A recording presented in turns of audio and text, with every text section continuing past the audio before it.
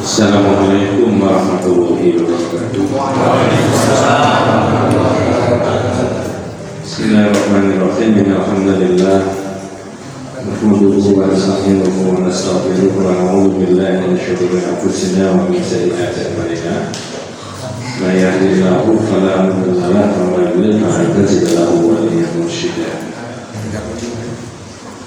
Asyhadu an la ilaha illallah wahdahu la syarika lahu wa asyhadu anna Muhammadan abduhu wa rasuluhu la nabiyya ba'dah. Allahumma shalli ala Muhammad wa ala ali Muhammad kama shallaita ala Ibrahim wa ala ali Ibrahim wa barik ala Muhammad wa ala ali Muhammad kama barakta ala Ibrahim wa ala ali Ibrahim fil alamin innaka Hamidum Majid.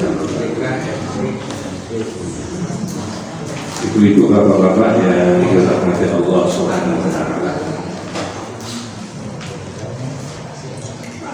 Bab yang akan dibahas ini ada pemiripan dengan bab yang ke-36.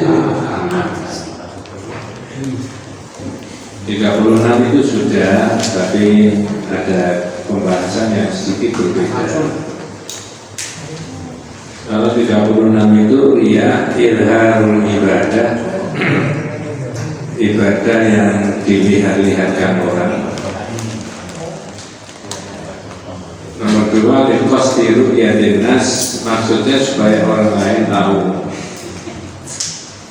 Kalau orang lain tahu, ya maduna shahibah, bisa memuji orang yang sedang melakukan ibadah. Tapi kalau 37 tidak ada motivasi manusia. Mukhlisi lahuddin, keikhlasannya dia di dalam beribadah. Saya bacakan dulu di beberapa poin di bab yang 37. Judulnya minasyirki iradatul insani bi amalihi dunya. Termasuk dianggap syirik kalau orang beribadah kepada Allah tapi motivasinya mencari dunia. Apa maksudnya?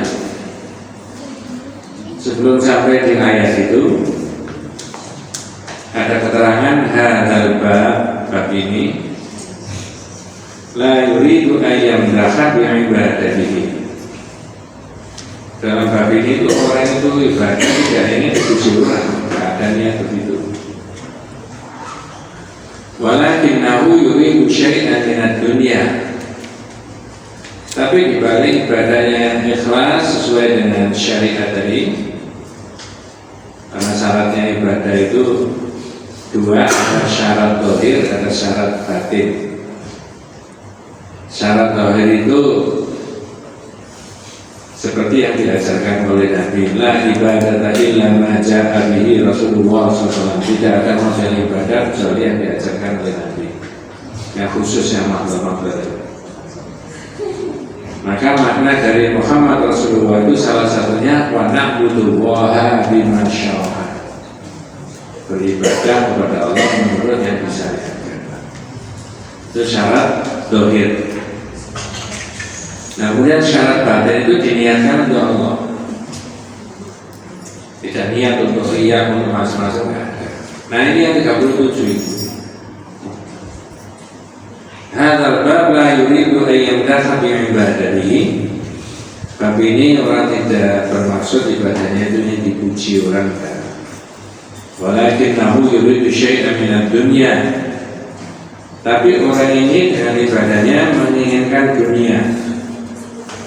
Di balik kekhusyuan ibadah karena Allah, menurut yang disunahkan tadi, yuridu syai'an minad dunya.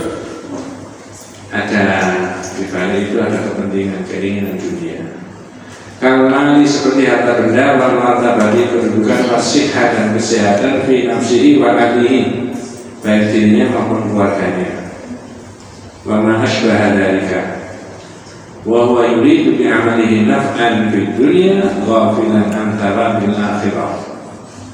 Orang demikian itu adalah betul-betul menginginkan ibadahnya itu supaya dapat kemanfaatan dunia dan dia lupa pahala akhirat. Orientasinya nanti ada contoh-contohnya. Berikutnya fala mani'a ayat wal insanu fi sholatihi. Dan tidak dilarang kalau orang itu di dalam sholat itu berdoa. Karena sholat itu maknanya juga berdoa kan. Fala mani'a ayat wal insanu fi sholatihi wa yatluba ayyarzuqahul mala. Terus di dalam sholat itu dia berdoa minta kepada Allah supaya Allah memberikan harta benda. Nah sekarang saya tanya, harta benda itu orang dapat harta benda atau tidak itu urusan dunia apa akhirat? Dunia. Ada punya dan akhirat. Kecuali kalau harta benda dipakai untuk ibadah, nah itu ada kepentingan akhirat. Kalau sekedar glamor di dunia itu tidak ada. Saya ulangi, maka tidak dilarang orang berdoa dalam sholatnya dan memohon kepada Allah agar Allah memberikan rezeki. Kalau saya tanya, ada nggak di dalam doa di dalam sholat itu minta rezeki sama Allah? Ada. Gimana itu? Warzuqni. Barakallah. Ini diberi barokah sama Allah. Walakin la yusalli min ajli hadza syai'. Janganlah sholat itu diniatkan untuk mencari dunia. Ini yang penting. Nanti lain kali dilebarkan. Bapak-bapak agak sini aja, kelihatannya kita bisa digeser sini.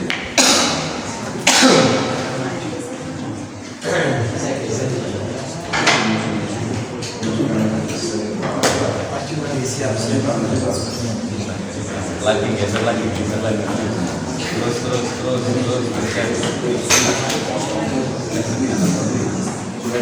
satu lagi geser lagi. Oke, saya lanjutkan. Walakin la yusalli min ajli hadza syai'. Tapi janganlah sholat itu diniatkan untuk mencari dunia. Sholat diniatkan untuk mencari dunia. Ya. Kalau itu yang dilakukan fahadihi ia martabatun daniyatun.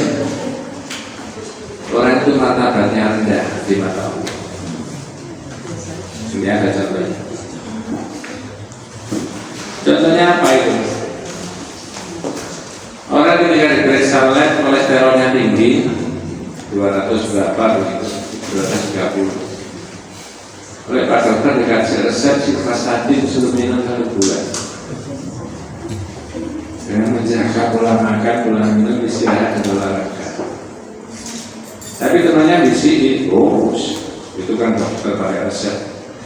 Jangan sholat malam aja itu bisa menurunkan kadar kolesterol. Iya. Ya semua sholat tapi semuanya banyak menurunkan kan turun kadar kolesterol. Pertanyaan saya, boleh apa tidak? Sholat malam niatnya menurunkan kadar kolesterol. Enggak gini, boleh apa enggak? Tapi ada enggak ya? Ini loh yang dibahas di sini. Rasul diutus itu bukan mengurusi kadar kolesterol. Enggak, betul. Loh, tapi kemana nih masa? Makanya orang-orang itu harus hati-hati. Ini ada orang 100 orang dicek kolesterolnya tinggi, tidak dikasih obat, pola makan yang sama, lalu disuruh sholat malam 1 bulan turun. Ya biarin, nggak apa-apa. Tapi kalau sholat malam itu niatnya untuk menurunkan kadar kolesterol, itu wa minal laili fatahajjat gak jalan. Padahal perintahnya itu. Makanya disebut dalam Al-Qur'an tadi hadihi hiya martabatun danihatun. Orang itu martabatnya masa ibadah itu niatkan untuk mencari dunia. Padahal dunia itu ada batasnya. Betul ya? Jadi itulah yang akan diberikan kebaikan oleh Allah dunia akhirat. Niatnya kepada Allah. Wa talabul khairi fid dunya bi asbabi dunyawiyah kal bai'i wasyira'i wa zira'ah. Fa hadha la syai'a fihi. mencari dunia, ya menurut hukum dunia. Hukum dunia gimana? Kalau ada orang buka warung, buka toko, kalau hukum dunia ya pertama barangnya harus bersaing dengan lain-lain bersama. Yang kedua pelayanannya ramah, baik.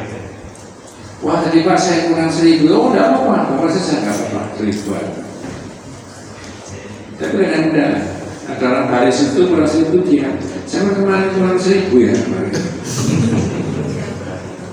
Ini pelayanannya tidak bagus, barangnya baik tapi pelayanannya tidak baik, tidak ada parkirnya. Nah, tauhid itu sampai memberikan solusi kalau urusan dunia itu di asbabi duniawiyah. Saya beri contoh orang buka toko yang barangnya harus baik, kalau kena debu ya dilapis dengan baik ya. Kemudian ada parkirnya ramah, yang tujuh buka ya yang tujuh betul ya. Karena orang beli itu biasanya, habis buka biasanya nah itu.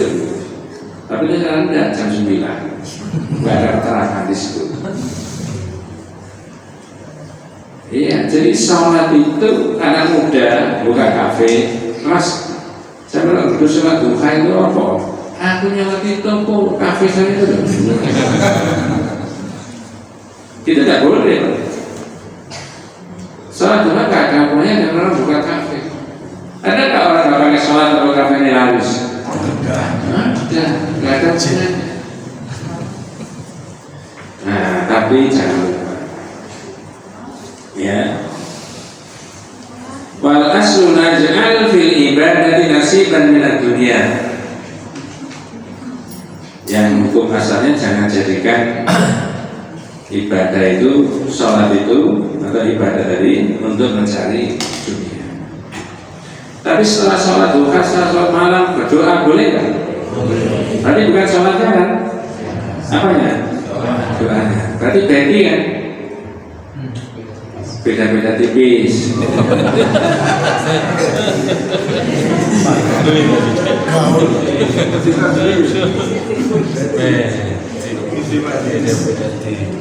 Iya, saya lupa kalau sudah di atasnya 60. Itu kelihatannya sepele, tapi diterangkan di dalam itu supaya ibadahnya orang itu ikhlas, tidak karena ikhlas. Saya dulu beberapa kali menerangkan Pak ya sama tangan itu andai kata menurut ukuran saya tidak pernah kenal. Kalau tidak ikhlas tidak mungkin Allah memudahkan kayak begini semua. Dihina orang dan jalan terus, tidak disukai orang dan jalan terus. Saya malah membantu sama orang dan seterusnya. Ya. Itu kalau di dalam kitab Fiqhul Najiyah disebut sebagai Al-Firqah An-Najiyah atau Nifah Al-Mansurah. Golongan yang akan dapat pertolongan dari Allah. Golongan yang dapat pertolongan dari Allah itu ahlul hadis. Orang yang mengamalkan hadis, dia tidak mengerti lafal, matan, teks hadis, tapi implementasinya langsung diamalkan. Nah, jadi situ ya. Jadi kalau orang kafir buka toko, nggak pakai sholat, ya tokonya laris juga. Berarti sholat tadi bukan untuk melariskan apa? Dagangan. Tidak ada hubungannya. Makanya jangan diajak bicara, yaitu pakai surat Hud ya. Surat 15 ayat yang ke surat Hud ayat 15 dan 16. Surat 11. Man kana yuridul hayata dunya wa zinataha nuwaffi ilaihim a'malahum fiha wa hum fiha la yubkhasun. Ada bahasa Indonesia Pak? Di kitab itu ada. Barang siapa yang menghendaki kehidupan dunia dan perhiasannya, niscaya kami berikan kepada mereka belasan pekerjaan. Kepada mereka balasan pekerjaan mereka di dunia dengan sempurna, dan mereka di dunia itu tidak akan dirugikan. Jadi gampangnya begitu. Karena ada orang kafir nggak pernah sholat, nggak pernah ini merebus airnya mendidih nggak? Mendidih. Betul, orang nggak pernah sholat, nggak pernah puasa, dia kafir. Jadi Allah itu urusan dunia tidak membeda-bedakan. Kalau orang kafir yang rajin mencari dunia, yang menggenggam dunia siapa? Ya, pertanyaannya sama. Kalau orang kafir yang gigih mencari dunia, berarti yang memperoleh dunia siapa? Orang kafir. Itu loh, ada pilah-pilah. Tapi jangan harap bisa di akhirnya dia dapat bahasan itu. Ya, maka tadi keterangannya talabul khair fid dunya bi asbabid dunyawiyah. Mencari kebaikan di dunia itu dengan sebab-sebab dunia yang diterangkan. Bagaimana teorinya, marketingnya, bagaimana posisinya, strategis apa tidak, di persimpangan jalan apa tidak, dan seterusnya dan seterusnya. Pelayanannya bagus apa enggak. Maka kata Sayyidina Ali itu ada begini, al-haqqu bila nidhamin yang dibul batilu. Ada bisa teruskan? Al-haqqu bila nidhamin yang dibul batilu binidham. Barang benar Pak, kalau tidak dipromosikan dengan baik, tidak diatur tidak dengan baik, kalau tidak dikemas dengan baik, itu bisa dikalahkan dengan batil, tapi barang batil dikemas dengan apa? Baik. Ada nggak kemungkinan orang baik kalau oleh musuhnya itu dikesankan tidak baik? Dibalik, ada nggak orang nggak kontrol, nggak baik, tapi dikesankan luar biasa baiknya orang baik? Pernah terjadi di dunia? Jangan emosi banyak. Ya betul Pak. Itu sudah pernah kita terangkan, namanya bayan. Inna minal bayan nasikhron. Sebagian dari kata-kata yang indah itu terdapat di dalamnya yang namanya sihir. Jadi kata-katanya indah, perilakunya bagus, menarik, tapi bermaksud untuk menipu orang. Ada nggak begitu kira-kira? Itu bayan yang ada di dalam hadis. Tapi di Quran ada Ar-Rahman, Allamal Quran, Khalaqal Insan, Allamahul bayan. Itu kata-kata yang baik, kata-kata yang indah, bagus, menarik, tapi isinya memberi motivasi kebaikan. Sama-sama susunan kata yang baik yang indah, tapi bayan yang di dalam hadis itu dari tidak baik dikesankan menjadi baik, tapi bayan yang ada di Quran memang dipakai untuk berdakwah. Kalimat kata-katanya yang bagus. Berdakwah itu bisa dikemas dengan kata-kata yang apa? Baik dan bagus.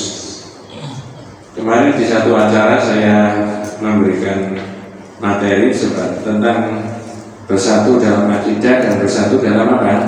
Dakwah. Salah satunya begini, kalau jangan bisa mengikuti.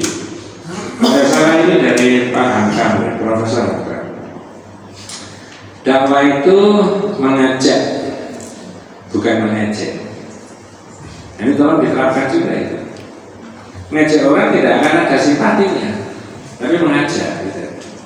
Habis ini biarin aja.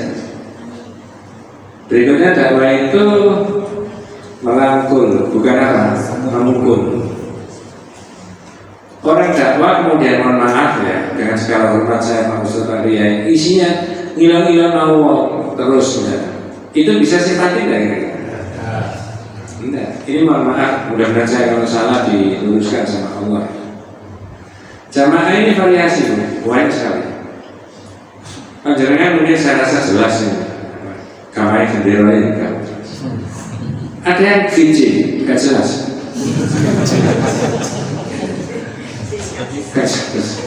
Ya, campuran ada. Ya, saya nggak apa-apa.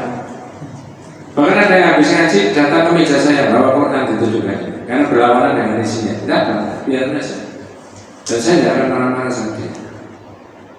Saya bilang, Bu, setahu saya gini mau ada dalilnya, ada kitabnya. Tolong dibawa, lain kali bawa sini lagi. Jadi kan membawa kitab juga. Karena berbeda dengan isinya itu. Nah, saya tidak terangkan materi yang paling beda itu. Ada masjid taklim, masjid jamaahnya banyak, tidak di Sidoarjo, biar nggak dicari-cari. Iya Pak, betul. Kemudian kata Pak, masalah dakwah itu mendidik, bukan membidik. Jadi dipikir Pak. Ini saya mau ngomong tapi nggak enak, nggak apa-apa ya. Nggak jadi. Nah begini, orang yang memusuhi Muhammadiyah dan Aisyah, pinterkan saja mereka. Ngerti maksud saya? Nanti kalau mereka sudah pinter tentang agama, ngerti, akan mendukung kita. Dan itu, mohon maaf, bukan karena saya mau bilang dari, saya sudah mempraktekkan banyak.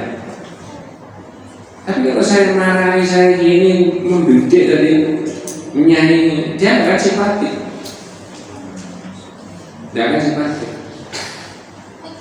Yang ngaji kita tahu ini Pak, itu yang gambarnya matahari itu cuma 20%. Yang lain itu ada kepala sapi, ada sapi terbanding, nggak ngerti apa. Ada yang gambar bumi, ada macam-macam. Ya, banyak kecil tadi. Dakwah itu membina, bukan menghina. Orang dihina nggak bisa, dimotivasi dibina. Dakwah itu mencari solusi, bukan mencari simpati. Siapa yang boleh puasa dengan saya dan tidak boleh puasa dengan ayatnya, dengan Quran dan hadis. Jangan boleh tidak simpati sama saya, tapi harus simpati pada ayatnya. Dakwah itu membela, bukan mencela. Nah itu apa namanya tambahannya, ada keterangan begitu. Jadi kalau orang yang menginginkan dunia tadi, oleh Allah nggak disia-siakan, biarin aja. Siapa yang menginginkan dunia dan perhiasannya akan diberikan sama Allah, dan tidak dirugikan. Tidak dirugikan ada orang kafir buka kafe, kamu nggak pernah sholat, kamu minta rezeki, tidak ada bagian. Itu kan akhlaknya manusia begini. Kalau akhlaknya Allah kan kasih semuanya Pak. Ahli maksiat, korupsi, bohong, semuanya diberi, tidak ada gitu. Tapi, nah terus siapa itu terjemahnya? Kalau orientasinya orang yang sholat tadi, jangan lihatnya untuk dunia bisa begitu. Ada ibu-ibu bukan jalan aku ya, rajin saat puasa saya kemis. Kenapa Bu? Aku pulang minggu susah ada mana di sponsor. Itu kata terakhir tidak boleh Pak. Kenapa pesan kemis? Bahwa ada sunahnya lagi diterangkan berkali-kali. Saya proses lagi. Tapi nanti hasilnya tetap ada penurun berat badan, tidak masalah, itu bisa saya. Tapi puasa jangan hanya itu. Nah, beda dengan orang yang orientasinya di dunia, tapi karena Allah tidak akan dirugikan, tapi monggo. Itulah orang-orang yang tidak memperoleh di akhirat kecuali neraka. Ya iya. Orang ibadah itu kan hasilnya tidak sekarang. Jangan berkerumun ketika Ramadan, banyak orang itu. Bisa dibedakan antara yang puasa dan yang tidak, sama-sama tidak makan. Bisa. Ramadan siang hari bolong, semuanya nggak ada puasa, sekian banyak orang itu bisa dibedakan. Ini puasa ini enggak bisa? Nggak bisa. Ini sholat ini enggak bisa nggak? Bisa. Nggak bisa. Ini pernah maksiat ini nggak bisa. Dibedakan apa? Besok ya. Ya. Jadi kan kalau kepengen cepet-cepet dibedakan ya nggak apa-apa.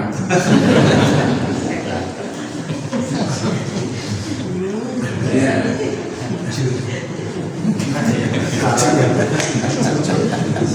Betul nggak? Itu nikmat ibadah diseriusi karena itu. Nah kalau tidak yakin nggak perlu kita mau yakin. Ya. Makanya pesan usul saya itu kitab itu ma'rifatullah, ma'rifatul nabiyhi, wa ma'rifatul dini Islam, bila mengerti tentang Allah. Mengerti tentang Allah ini rangkaiannya banyak. Ada surga, ada neraka, ada ini, ada macam-macam itu. Nah, itu harus dimengerti dulu. Ya. Tapi orang yang ibadah orientasinya dunia, di akhirat tadi bisa dapat apa? Apalagi orang kafir. Ulaika laisa lahum fil akhirati illa an-nar wa habita ma sana'u fiha wa batilun ma kanu ya'malun. Apa sih Pak? dan lenyaplah di akhirat itu apa yang telah mereka usahakan di dunia, dan sia-sialah apa yang telah mereka kerjakan. Iya. Tapi orang Islam mencari dunia betul, boleh nggak? Boleh. Kalau jabatan dipakai apa? Akhirat. Bisa dipakai ibadah malia, ibadah yang aspeknya harta benda. Makanya orang Islam punya rumah itu beda nggak antara rumahnya orang Islam dengan rumahnya orang kafir? Beda. Bedanya gimana? Jangan konstruksi bangunan yang fungsinya. Kalau konstruksi bangunan kan sama, botolnya ini, semennya, kokoh tak, tetap ini kodoh. Tapi fungsinya beda. Pada saat itu rumah itu salah satu fungsinya dipakai untuk apa? Ibadah. Nah, orang kafir enggak, maka tidak boleh.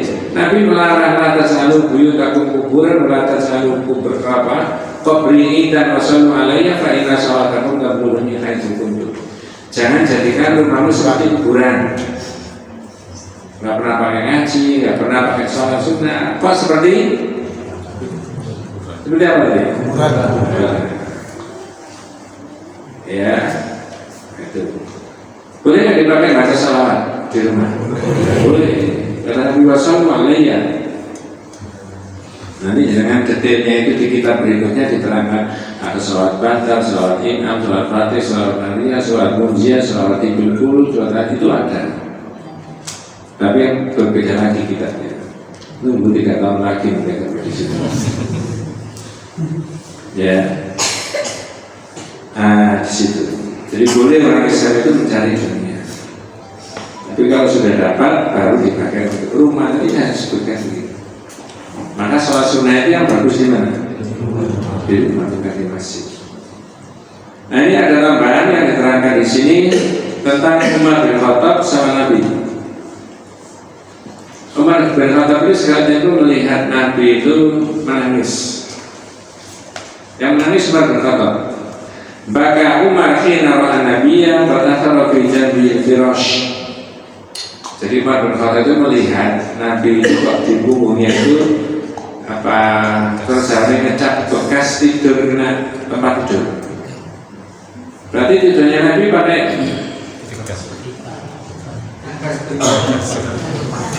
beda dengan tidurnya pelanggannya apa? Ngecap sampai. Itu Umar menangis ketika melihat Nabi itu di punggungnya itu ada bekas kena tempat tidur.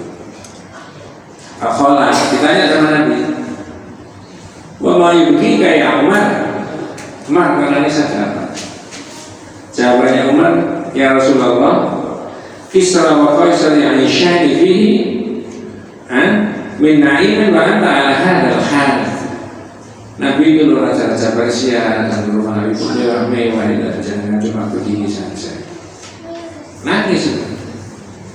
Lalu jawabannya Nabi Rasulullah sallallahu alaihi wasallam, ulaika qaumun ujilat lahum thayyibatu.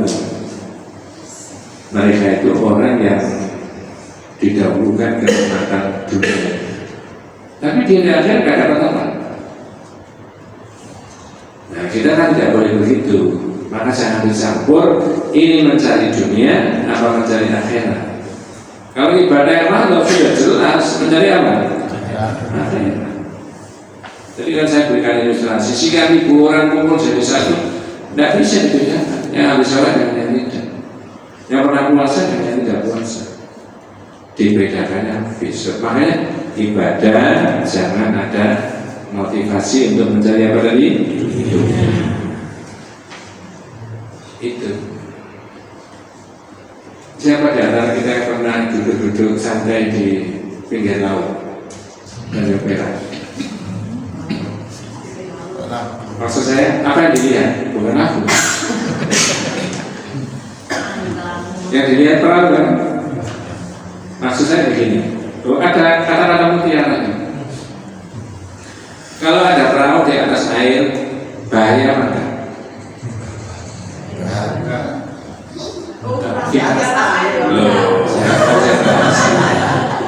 Kalau ada perahu di atas air, bahaya apa enggak?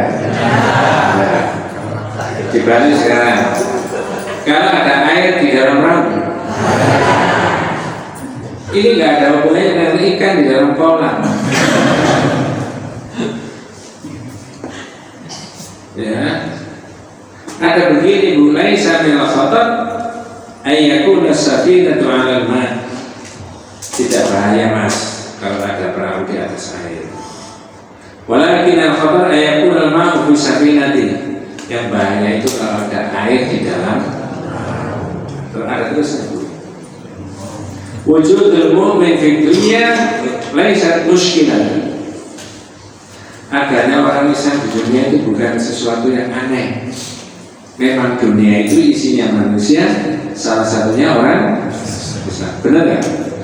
Saya ulangi, ini yang kata istilahnya jawabannya dari yang pertama tadi. Ibarat pantun itu kan begitu. Wujudul mu'min fi dunya laisa mushkilan.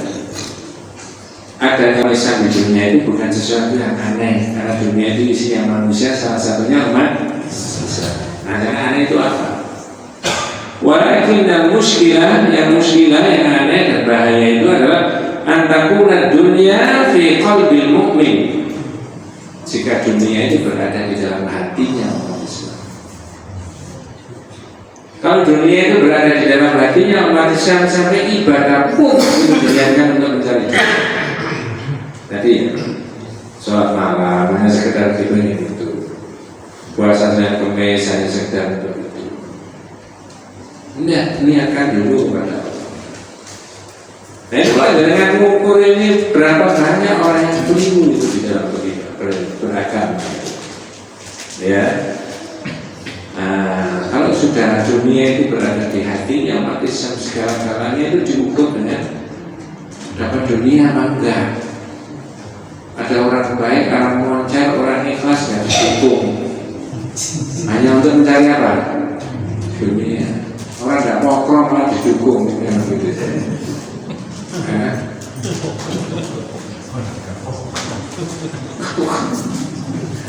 Nah itu tidak boleh mestinya, harus fair. Apa sih orientasinya? Ya, ini bisa ditarik kemana-mana Pak. Ya. Nah, jadi sampai dunia pun itu diniatkan, ibadah pun diniatkan untuk apa? Mencari dunia. Saya selingi sekarang. Ini kata-kata dari Profesor Dr. Nurholis Majid. Saya baca di bukunya, judulnya Kehidupan Spiritual Masyarakat Modern. Ya, bahasanya Profesor beda dengan bahasa kita. Tapi nanti kita sederhanakan. Coba ikuti dengarkan maksudnya. Kesyirikan terhadap berhala, terhadap benda-benda langit atau benda-benda mati lainnya, atau syirik terhadap makhluk halus pada tingkat tertentu tidak lagi banyak menjadi perhatian kita. Sampai di situ maksudnya. Kalau orang syirik kepada Allah itu dengan benda, dengan barang, dengan jin, dengan itu bukan aneh, tidak menaruh perhatian, biasa. Gitu. Mengapa? Karena wujudnya dan pengaruhnya jelas, sehingga menghadapinya itu menjadi nyata. Ibarat musuh sebelum bertanding kita sudah memprediksi, menakar dan menimbang kapasitas dan ketangguhannya. Jadi kata ini bahasanya agak rumit dari Profesor. Kalau orang syirik kepada Allah dengan benda, dengan barang, dengan benda-benda langit, benda-benda mati, itu tidak terlalu serius, gampang solusinya. Kalau orang yang sudah tidak percaya, gimana caranya? Dibuang. Wah, saya dulu melewati jimat, saya berkeyakinan begini sekarang udah ngaji. Berarti nggak percaya sekarang istighfar. Dia apa jimatnya? Buang. Saya berkali-kali buang jimatnya orang, karena yang punya jimat tidak berani buang. Betul itu. Jadi saya berikan aja kalau saya buat apa saya itu? Buang aja Bu di tempat sampah. Tidak berani saya. Khawatir kalau dibuang balik lagi istimewa. Ini berkali-kali saya buat. Ini nggak bohongan. Bukan saya menata-nata, enggak. Ini barang begini benda nggak ada kekuatan. Makanya kata Profesor tadi, Kalau ada orang syirik kepada benda-benda baru itu gampang. Nah, yang sulit apa? Yang sulit, yang paling berat dan sulit adalah menghadapi kesyirikan yang diwujudkan dalam bentuk tanda petik kecintaannya terhadap dunia.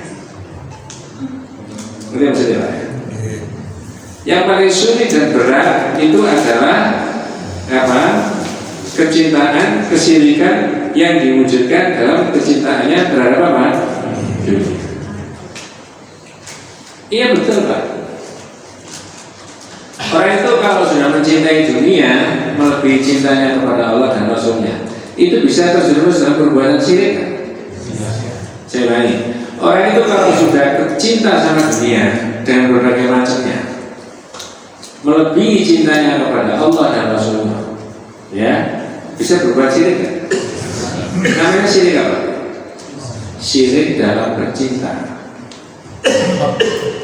Syirik dalam bercinta. Itu bukan bahasanya ABG. Syirik dalam bercinta itu mesti orang Islam itu sudah sadar mencintai siapa Pak? Allah. Tapi mencintai dunia harta benda boleh ya? Boleh apa tidak? Tapi tidak boleh melebihi cintanya kepada siapa tadi? Pokoknya gimana? Ya gampang. Ini barang saya kepengen bermewah-mewah, saya kepengen begini, tapi oleh saya nggak boleh, saya jangan jadi. Saya lebih mencintai hadisnya Nabi daripada nafsu saya menguasai harta. Nah kalau orang Islam di Indonesia dari Sabang sampai Merauke itu pikirannya begitu, aman nggak negaranya sampai? Sekarang sudah aman? Belum.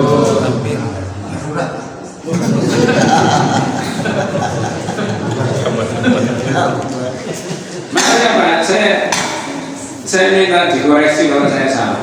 Sudah sering di Masjid Al-Falah Surabaya itu berkali-kali saya ngomong, carut-marutnya urusan masyarakat bangsa dan negara, tidak tertibnya itu karena syirik kepada Allah, atau biang kerok masalahnya masyarakat itu karena syirik. Makanya perserikatan tauhid ini menjadi al-mabni, ya, sebagai dasar mabni adalah tauhid. Masyarakat berkemajuan ini didasarkan pada nilai-nilai tauhid. Jelas yang dikatakan. Kalau tanpa nilai tauhid berantakan semuanya. Nah selama ini yang kita pelajari pelan-pelan satu persatu. Materinya begini, teorinya, nanti implementasinya. Contohnya kayak ini. Oh kalau begitu orang dibina di perserikatan dengan Indonesia itu khusyuk Pak, ibadahnya tidak tolak-tolak hanya iya.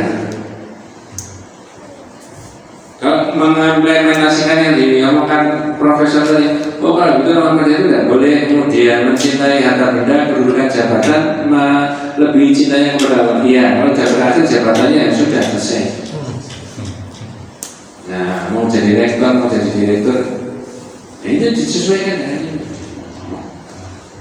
Mengapa kok yang paling sulit itu syirik diwujudkan dalam kecintaannya terhadap dunia? Karena semua manusia itu punya rasa cinta terhadap apa? Ya.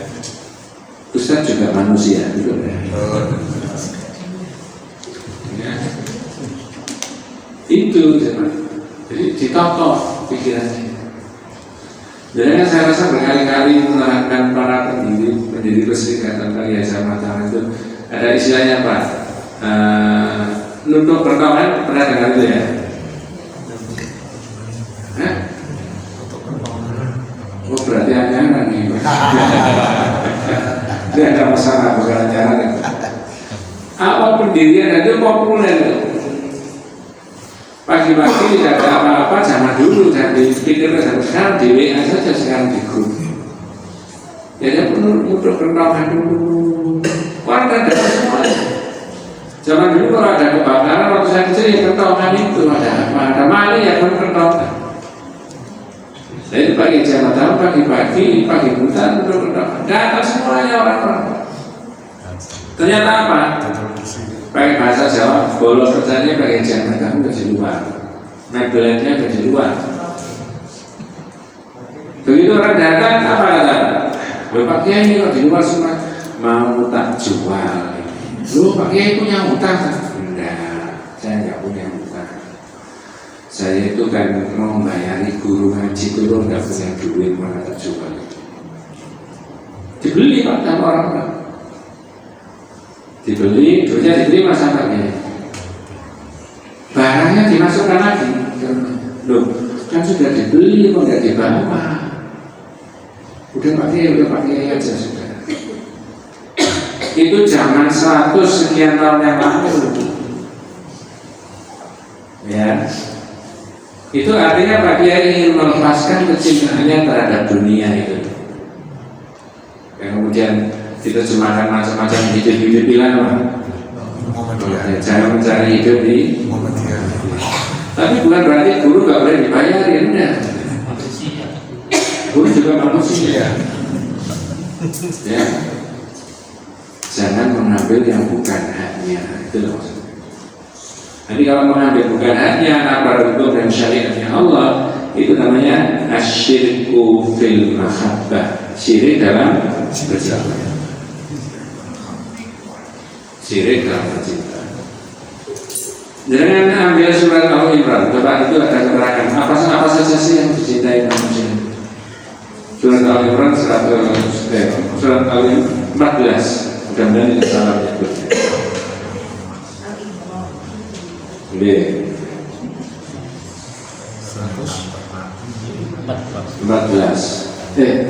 14 tidak pakai 100, 14 saja. Mudah-mudahan tidak salah.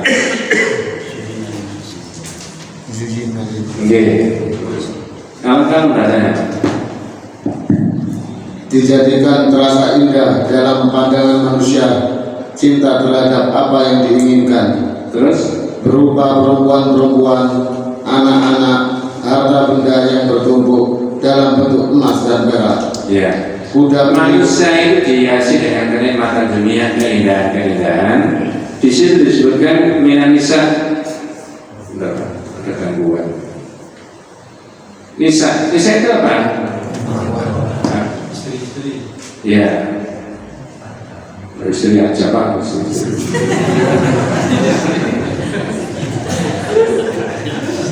Seorang suami mencintai istrinya boleh nggak? Membela istrinya boleh nggak? Sebaliknya. Yang kedua tadi apa? Anak.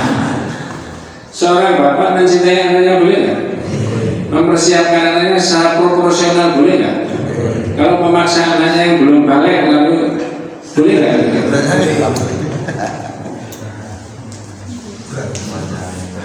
Nah ini berarti ayatnya kan benar Pak ya? Ya jelas benar ayatnya. Maksudnya ada nggak orang nabrak ayat ini? Saking cintanya sama anaknya sampai kemudian dipaksa-paksa, misalkan dalam situasi tertentu yang sebenarnya anak itu belum layak, misalkan begitu. Ada nggak kemungkinan? Apa tidak melanggar undang-undang perlindungan anak itu? Undang-undang dasar. Iya. Dan yang dibangga-banggakan, dan itu boleh. Cuma yang nabrak hukum syariatnya tadi yang tidak boleh. Berikutnya wal qanatir muqaddara, apa itu? harta benda yang bertumpuk dalam bentuk emas dan perak. Mengapa emas dan perak? Emas dan perak itu apa? Logam yang nilai jualnya naik terus kan? Dengan nyimpan emas 10 gram sekarang dijual 10 tahun yang akan datang naik. Tapi kalau nyimpan uang senilai 10 gram disebutkan emas dan perak. Kemudian wal musawwamati wal khairil musawwamati, kuda pilihan, hewan ternak, dan sawaladan. ya, sawaladan itu bisa kebun sawit, bisa kebun singkong nggak ya? Ya bukan singkong kan, tapi berapa ribu hektar itu. Tapi kata Allah dari kamata hayati dunia itu cuma apa? Kenikmatan dunia. Wallahu indahu husnul ma'ab. Jadi orang yang tidak terkendali tadi kecintaannya terhadap dunia yang disebut-sebutkan oleh Allah tadi sampai menggerus nilai ibadahnya, menjadi tidak murni lagi karena Allah. Karena karena sudah ada motivasi dunia, apa perempuan, apa anak, apa harta, apa emas dan perak, apa kendaraan, pekarangan dan sebagainya, macam-macam. Yang itu semuanya disebut sebagai mata'ul hayati dunia, karena mata kehidupan apa? Dunia. Nah sekarang jangan lihat di kitab. Sampai kata Rasulullah SAW itu disebutkan Ta'isa Abdul Dinar, Abdul Dirham, Abdul Khamisah, Abdul Khamilah, in uqtiya rubiya wa ila yuqta sakhita. Ya.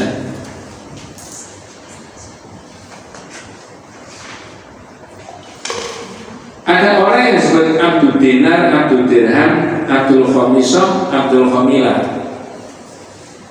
Saya tidak tahu apakah Abdul itu sekarang sudah sampai atau belum orang begini itu. Ya, apa bahasa Indonesia-nya? Al-Bukhari yang meriwayatkan hadis ini, Nabi sallallahu alaihi wasallam dawuh, celakalah hamba dinar, celakalah hamba dirham, celakalah hamba khamisah, dan celakalah hamba khamilah. Dinar dan dirham, mata uang kan? Yeah.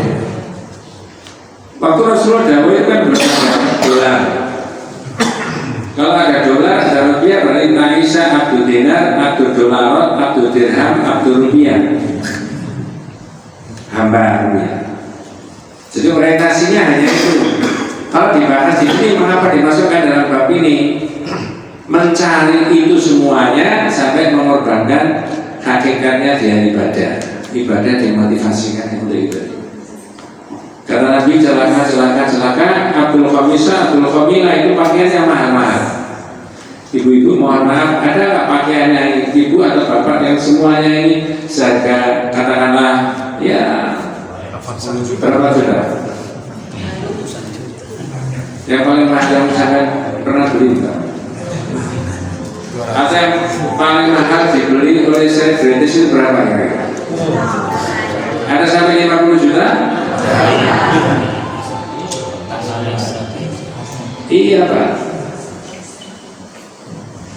Sikapnya orang ini dari gimana yang Abdul dari Pak? Inputia radiyah walilah yu'ta sahibah.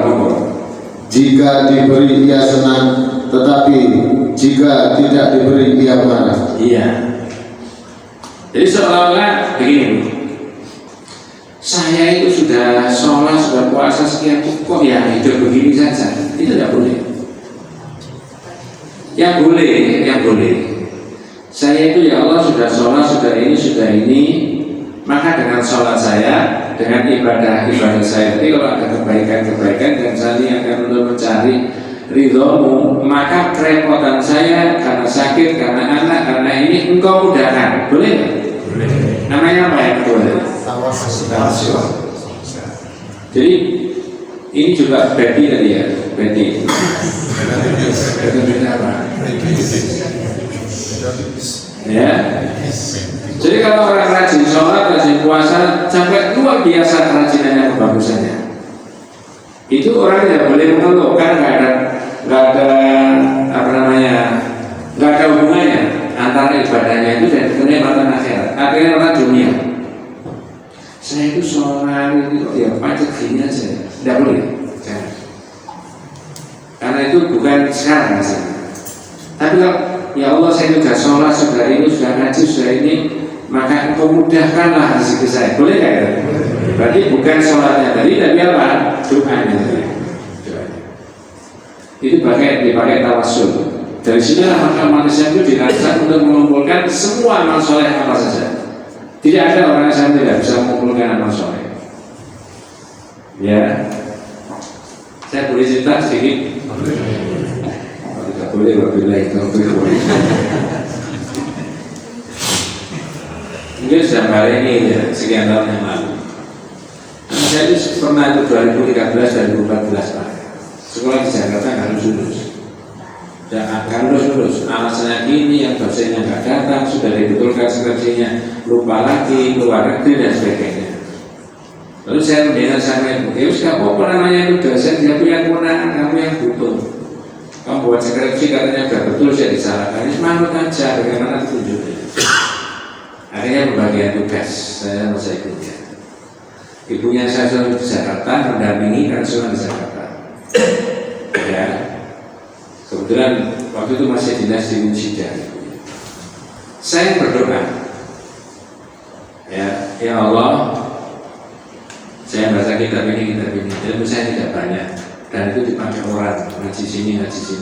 Kalau itu saya niatkan untuk mencari ridhomu, maka anak saya mudahkan untuk menyelesaikan sekolahnya. Boleh? Boleh. Tapi tidak boleh, Allah saya sudah begini, kok anak saya nggak diluruskan itu gimana sih? Itu nggak boleh, beda. Jadi kesolehannya itu bisa disamakan sebagai jembatan antara kita sama siapa tadi? Allah. Yang nah itu kalau di tawasul wasilah sudah dibahas sendiri itu waktu itu. Kalau di tauhid kita, tawasul itu tidak ada dengan lewat orang yang sudah apa? Meninggal.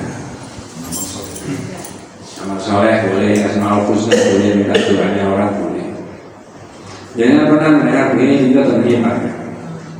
Ya Rabbi bil Mustafa. Terus saya apa begitu? Itu maksudnya apa ya? Ya Rabbi bil Mustafa balik maqasidana wa filana namadha ya wasidana. Ya Allah, dengan perataan Rasulmu maka kabulkanlah. Jadi minta kepada Allah lewat apa? Ya. Dulu zaman Covid ada begini lagi. Di khamsatun kurfi biha karwabail khatimah. Terus ya. Al-Mustafa wa Murtada wa ibnahuma wa Fatimah. Apa maksudnya? Ada Covid itu ada musibah, nah ini minta kepada Allah lewat orang ini. Li khamsatun berapa? Tudfi biha, bersandar pada 5 orang. Karawabail khatimah, ini panas luar biasa musibah. Minta kepada Allah lewat 5 orang. Siapa? Al-Mustafa, siapa? Tapi Murtada, siapa? Ali, Wabnahuma, anak cucunya Nabi, wa Fatimah. Mana wanita Abu Bakar, Utsman? Ini mirip Syiah nggak ini? Ada begitu, tapi tauhid tidak menyetujui. Tidak begitu kan? Kita saja kepada. Nah, jadi balik lagi sampai orang yang kembali lagi nawaitunya ibadahnya untuk mencari dunia, kata Allah disebut Abdul Dinar, Abdul Dirham, Abdul Khomisah, Abdul Khomilah.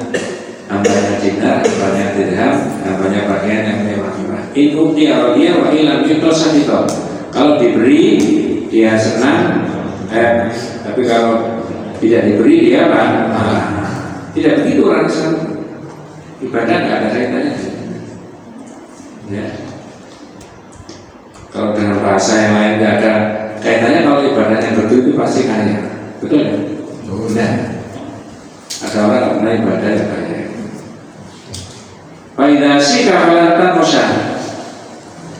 Ada Pak, monggo berikutnya. Celakalah ia dan tersyukurlah. Ya. Bandingkan dengan orang berikutnya. Apabila terkena duri, semoga dia tidak dapat mencabutnya. Ya, ini bandingannya dengan orang yang jadi orang kemewahan saja. Ya ini orang biasa-biasa, monggo. Berbahagialah seorang hamba yang memacu kudanya berjihad di jalan Allah. Tuh kali abdul akhadabina di farosi fi sabilillah. Ini gambaran ada orang berjuang. Digambarkan sama Nabi naik kuda, memacu kudanya dengan cepat sekali. Beda dengan orang tadi. Orang tadi kan Abdul Dinar, glamor hidupnya. dunia. Sekarang ini ibadahnya sampai diniatkan untuk itu. Ini tidak terus sekali. Ibaratnya orang maju mudanya dia berjuang fi sabilillah. Sampai keadaannya gimana? Dengan kusut rambutnya dan berlumur debu kedua Ya, mubaratan qadamahu. Asy'asa subuh mubaratan qadamahu. Keadaannya orang itu keadaannya orang hawa, ingkana fil khirasati monggo. Bila dia berada di pos penjagaan, dia akan tetap setia berada di pos penjagaan itu. Iya, karena dia nggak bisa kemana-mana, dia itu orang bawah. Tapi orientasi hidupnya jelas, ibadahnya jelas. Boleh jadi orang ini lebih mulia daripada yang Abdul Dinar, Abdul Dirham, Abdul Robikon. Ya, iya betul mas. Jadi orang Islam itu pede saja, walaupun dia tidak menggenggam dunia. Tapi jujur saja, sekarang ini dunia itu sudah segala sesuatunya itu diukur dengan perolehan apa? Dunia. Belum tentu orang itu mulia di mata Allah. Ya. Nah, tapi jangan lupa, boleh orang Islam itu apa menggenggam dunia. Tapi yang dibahas di sini adalah jangan dicampur adukan antara niat ibadah dengan memperoleh dari dunia. Wa ikana fisaqati dan bila ditugaskan di garis belakang, dia akan tetap setia berada di garis belakang. Tidak bisa kemana-mana karena dia itu petugas. Ya. Wa inista'dana lahu dan lahu. Jika dia meminta permisi untuk menemui raja dan penguasa, dia tidak diperkenankan. Dan jika bertindak sebagai perantara, tidak diterima perantaraannya. Iya. Jadi inilah yang dibahas kalau orang itu berorientasi pada akidah tauhid, maka dipisah-pisah antara orientasi memperoleh dunia dengan memperoleh niat memperoleh apa? Akhirat. Jangan sampai orang itu kemudian berbuat ibadah untuk mencari akhirat, tapi terboncengi untuk kepentingan dunia.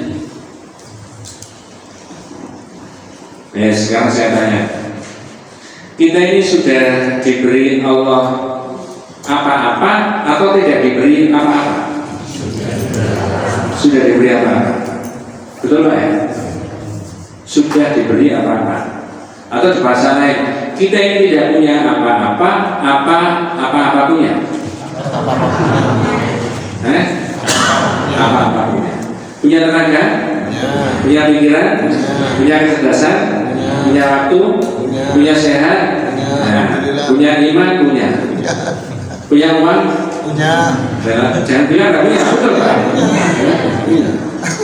Sekarang pertanyaannya dipakai apa?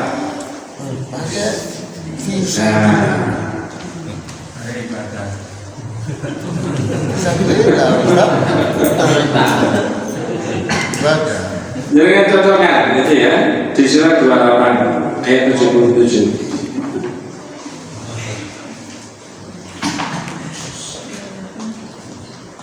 Surat 28, surat Al-Qasas 77.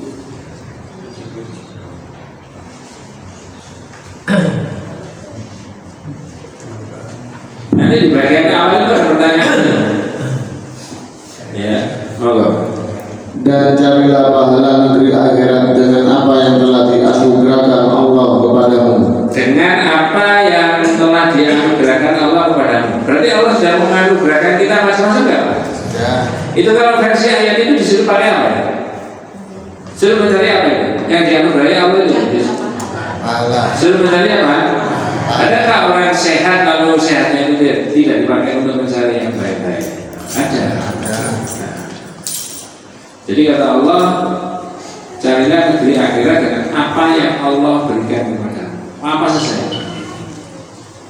Kumpul ini, mudah-mudahan kita diberi sehat.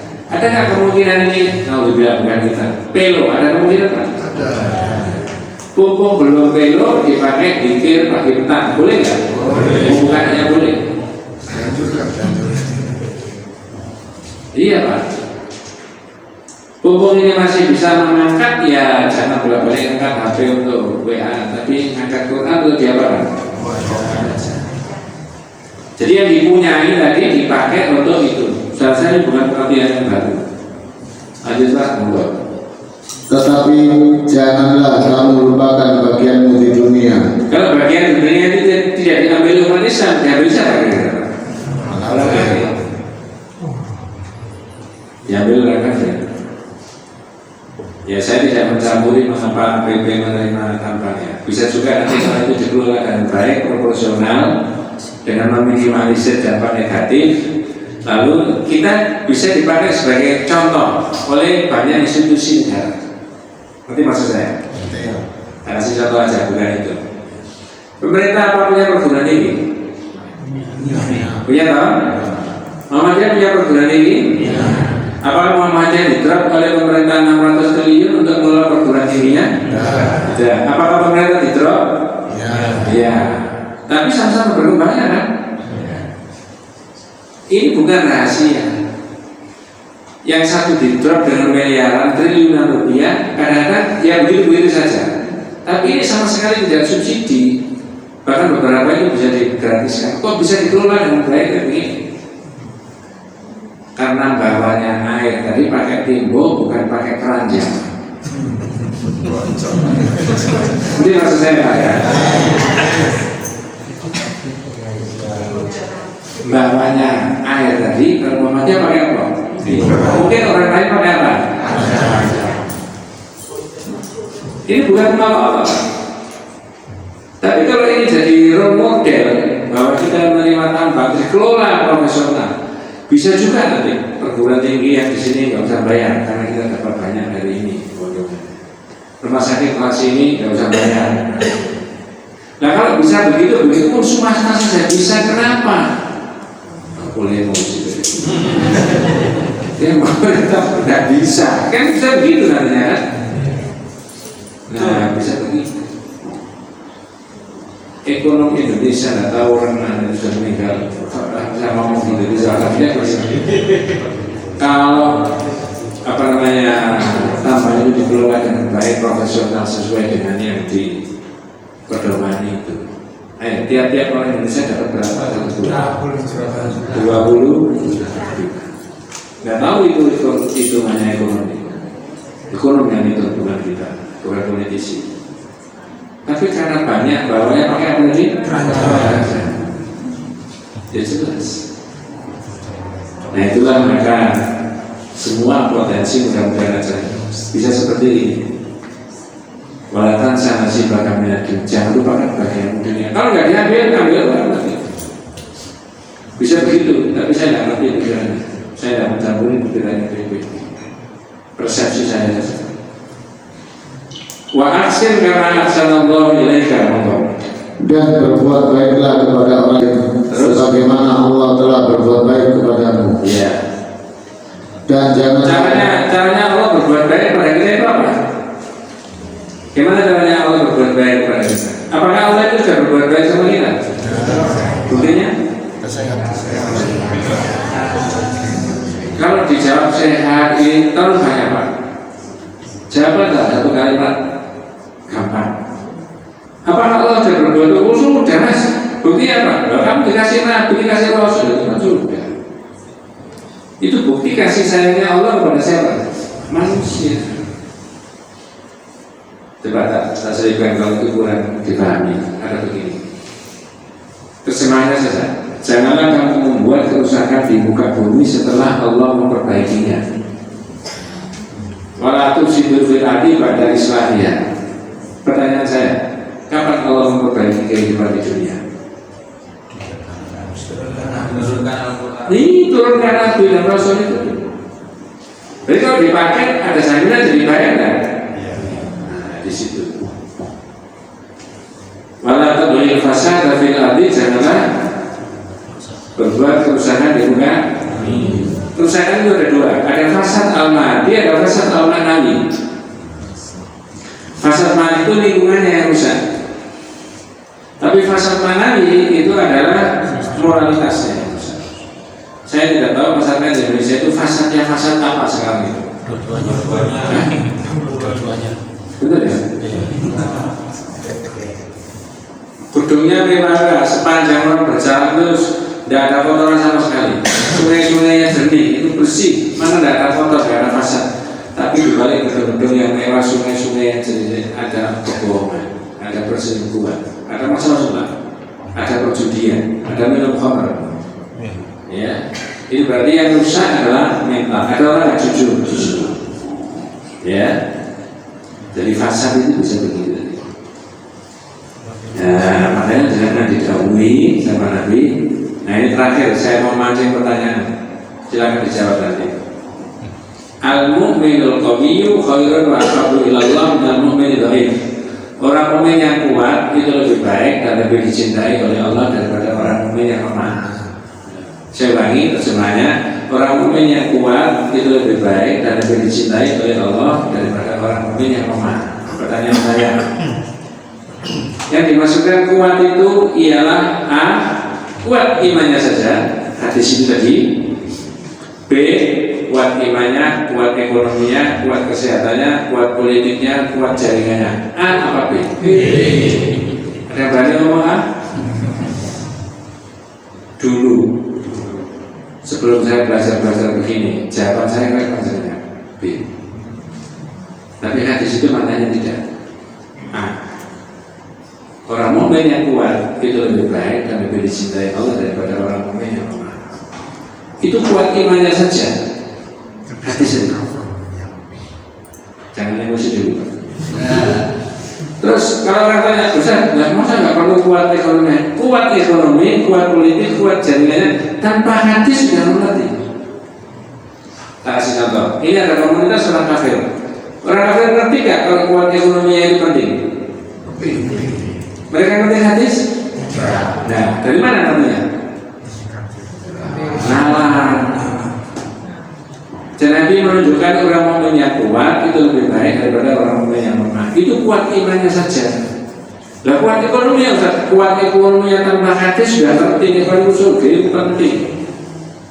Punya jabatan itu penting, jaringannya kuat, organisasinya kuat itu penting. Tapi kalau ini nggak dikuati iman, kalau imannya tidak kuat, jabatan di tangan orang yang imannya tidak kuat, jadinya gimana Pak? Kira-kira? Ya, ya, harta benda banyak di tangan orang yang imannya tidak kuat, ya itu maksudnya. Jadi tanpa hadis sudah mengerti bahwa ekonomi kuat itu penting, jaringan kuat itu, organisasi kuat itu penting. Walaupun kata Rasulullah kedua-duanya ada kebaikannya. Orang mukmin yang kuat imannya lebih baik daripada orang mukmin yang lemah. Orang mukmin yang lemah imannya lebih baik daripada orang kafir. Kalau orang kafir tidak ada bintang keimanan, tapi orang Islam ada.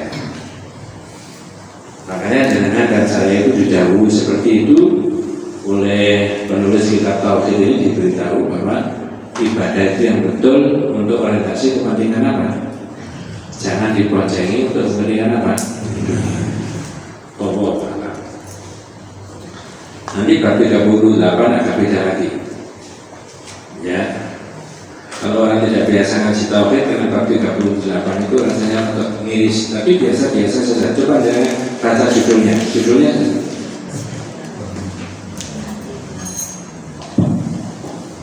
Barang siapa mentaati ulama dan umarok dalam mengharapkan apa yang dihalalkan Allah atau menghalalkan apa yang diharamkan Allah, berarti dia telah mempertuhankan mereka.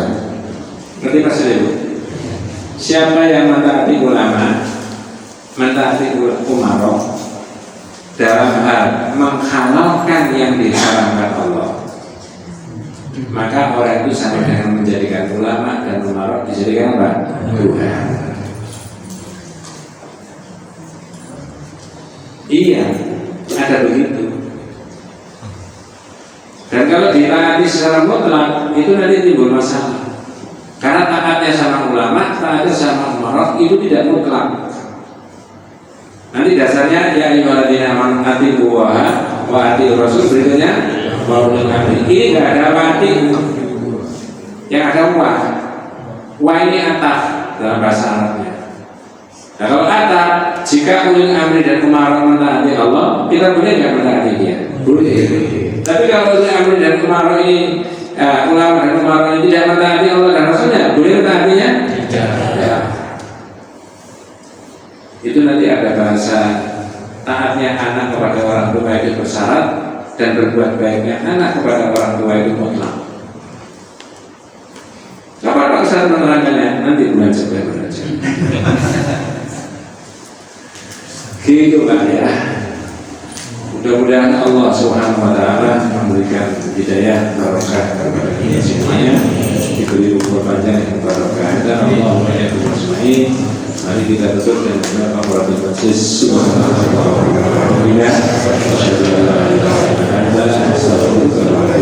Assalamualaikum warahmatullahi wabarakatuh.